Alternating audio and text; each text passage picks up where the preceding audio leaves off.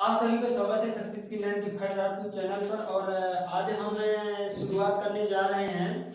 आज हम शुरुआत करने जा रहे हैं भारत के विभिन्न देशों से जो स्थलीय सीमाएं लगती हैं और जो आपकी जल सीमा है उसको अपन बहुत अच्छे तरीके से देखेंगे। किसकी क्या सीमा, किसकी ज़्यादा लगती है, किसकी कम लगती है, तो थोड़ा सा समझेंगे। तो आते हैं अपने टॉपिक पर।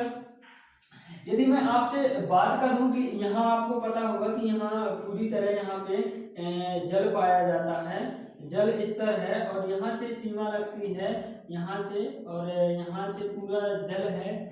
तो थोड़ा सा ध्यान देंगे, यहाँ से जल है और आपको पता है कि इसके दक्षिण में पाया जाता है। इसके दक्षिण में कौन सा महासागर पाया जाता है, सॉरी महासागर बोलेंगे तो आपको पता है कि हिंद महासागर पाया जाता है। हिंद महासागर पाया जाता है इसके दक्षिण में। और इसके जो पूर्व साइड है तो पूर्व साइड में एक खाड़ी देखने को मिलती है, बंगाल की खाड़ी। नाम क्या है, नाम याद रखना, बंगाल की खाड़ी। तो बंगाल की खाड़ी को यदि देखें तो क्या कहा जाता है, पूर्व का सागर। तो यहाँ पे लिखेंगे पूर्व, कोष्टक में लिख लोगे पूर्व का सागर किसे कहते हैं, बंगाल की खाड़ी को। जिस प्रकार पूर्व की तरफ पूर्व का सागर है उसी प्रकार आपका पश्चिम में भी पश्चिम का सागर है जिसको आप कहते हो अरब सागर। तो अरब सागर को कहते हैं पश्चिम का सागर। इसी प्रकार जब नीचे आपको पता है कि कौन सा महासागर मिलता है देखने को, तो वही मिलता है हिंद महासागर देखने को। और जो आपका ये पॉइंट मैं बता रहा हूँ कि तमिलनाडु की ऐसी करके आपकी सीमा लगती है ऐसी, और ये आपका तमिलनाडु के धनुषकोडी गांव में एक पॉइंट देखने को मिलता है जिस पॉइंट को हम जानते हैं केमोरियन पॉइंट के नाम से। किस नाम से, या आप केमोरियन भी कह सकते हैं। तो केमोरियन पॉइंट के नाम से जानते हैं। थोड़ा सा मैं अक्षांशी विस्तार और देशांती विस्तार बता दूं, इसका ध्यान रखना। ये आपको देखने को मिलता है इंदिरा कॉल, और इसके बाद ये कितने डिग्री पर है तो याद रखना 37 डिग्री 6 मिनट उत्तरी अक्षांश पर। इसी प्रकार ये आपका जो पॉइंट देखने को मिलता है ये मिलता है 8 डिग्री 4 मिनट उत्तरी अक्षांश पर। इसी प्रकार यदि इसकी बात करें तो इसका ये जो है आपका तो गुजरात में एक पश्चिम बिंदु स्थित है। गुजरात के सरक्रीक नामक स्थान पर एक बिंदु स्थित है जिसको हम कहते हैं गौर माता। और ये कितने डिग्री पर है तो याद रखना 68 डिग्री 7 मिनट पश्चिमी देशांतर पर। अक्षांश नहीं बोलेंगे, देशांतर बोलेंगे। इधर जो है तो ये आपका अरुणाचल प्रदेश में एक पूर्वी बिंदु स्थित है जिसको हम जानते हैं किस नाम से, तो जिसको हम जानते हैं किबुथु के नाम से। इसी बिंदु को बलांगू बिंदु भी कहते हैं, उससे आपको घबराना नहीं। तो इसको क्या कहते हैं, किबुथु। और ये कहाँ है आपका, तो अरुणाचल प्रदेश। ये कितने डिग्री अक्षांश पर है तो याद रखोगे कितने डिग्री अक्षांश पर है ये, तो ये है आपका 97.25 डिग्री पूर्वी देशांतर के मध्य। ये आपका किबुथु या बलांगू बिंदु स्थित है कहाँ पे, अरुणाचल प्रदेश में। इसके बाद मैंने कहा था कि इसकी देश की सीमाएं जानेंगे। तो सीमाओं के बारे में यदि मैं चर्चा करूं तो सीमाओं का आपको पता है कि इधर से एक राष्ट्र आपका लगता है, देश दूसरा देश लगता है। हालांकि हमारा ही देश है, बंटवारे के बाद चला गया तो नहीं कह सकते कि अपना है। इसके कौन सा देश है तो यहाँ पे आपको देखने को मिलता है पाकिस्तान। इसी के बाद ऊपर जाते हैं तो ऊपर हमें देखने को मिलता है थोड़ी सी सीमा से ऐसा लगा हुआ राज्य देखने को मिलता है, राष्ट्र देखने को मिलता है, ऐसा राष्ट्र देखने को मिलता है जिसकी सीमा ऐसा कुछ लगती है। तो यहाँ पे देखने को मिलता है अफगानिस्तान। क्या नाम देश, अफगानिस्तान। और इसी के बाद यदि मैं यहाँ से ओवरऑल यहाँ तक की बात करूँ तो यहाँ पे बहुत बड़ा देश देखने को मिलता है, जनसंख्या की दृष्टि से सबसे बड़ा देश देखने को मिलता है जिसको हम जानते हैं किस नाम से, तो चाइना के नाम से जानते हैं। इसी प्रकार ये वाले जो देश हैं इधर के भारत के बिल्कुल निकटतम सीमा से लगे हुए ये दोनों देश हैं यहाँ, जिसका नाम है नेपाल, और दूसरे वाले का नाम क्या है बेटा, भूटान। ठीक है, याद रहेगा।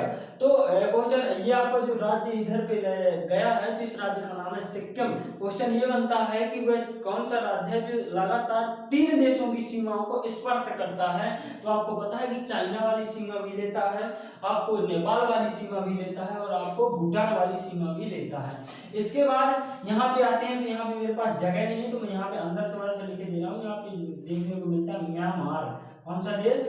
म्यांमार मिलता है। और नीचे आते हो तो यहाँ पे एक ऐसा देश मिलता है जिसको कहते हैं बांग्लादेश के नाम से। हालांकि जल में नहीं है बांग्लादेश, लेकिन मैंने बना दिया तो उसको थोड़ा समझना।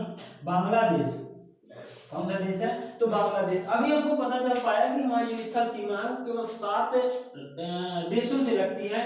पहला हमने देखा पाकिस्तान, दूसरा हमने देखा अफगानिस्तान, तीसरा हमने देखा चाइना, चौथा हमने देखा नेपाल, पांचवा हमने देखा भूटान और छठा हमने देखा क्या म्यांमार और सातवां हमने देखा क्या बांग्लादेश। ठीक है। अच्छा, आपके दिमाग में क्वेश्चन आया होगा कि ये जो इनकी स्थल भूमि की लंबाई है तो स्थल भूमि से कितने किलोमीटर ये सीमा साझा करते हैं पूरे देश। तो याद रखना कितने किलोमीटर। तो यहाँ पे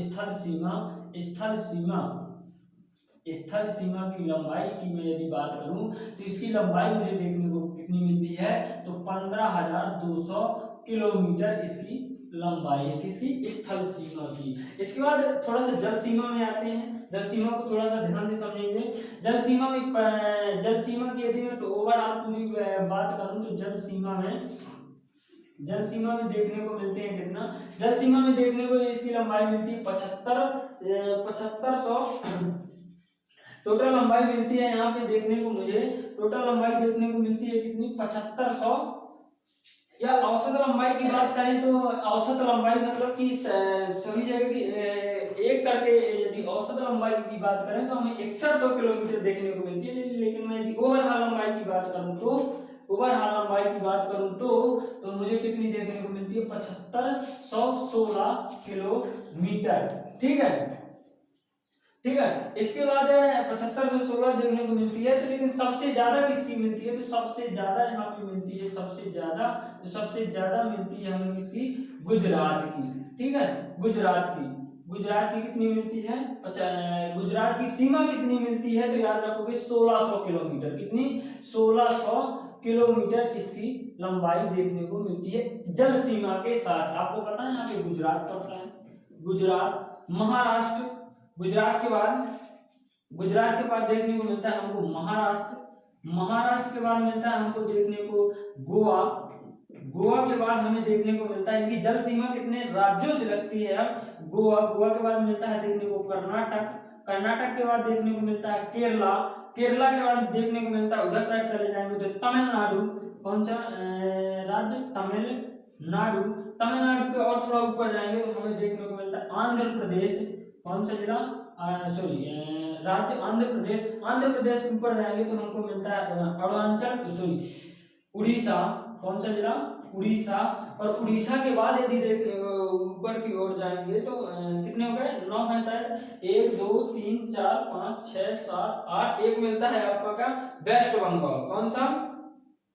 वेस्ट बंगाल। तो यहाँ पे लिखो पश्चिम बंगाल की सीमा भी किससे लगती है? आपकी जल से लगती है। तो क्वेश्चन ये पूछा जाता है आपसे कि कितने राज्यों की सीमा जल से लगती है। तो कितने राज्यों की? 1 2 3 4 5 6 7 8 9 राज्यों की सीमा आपकी लगती है जल से।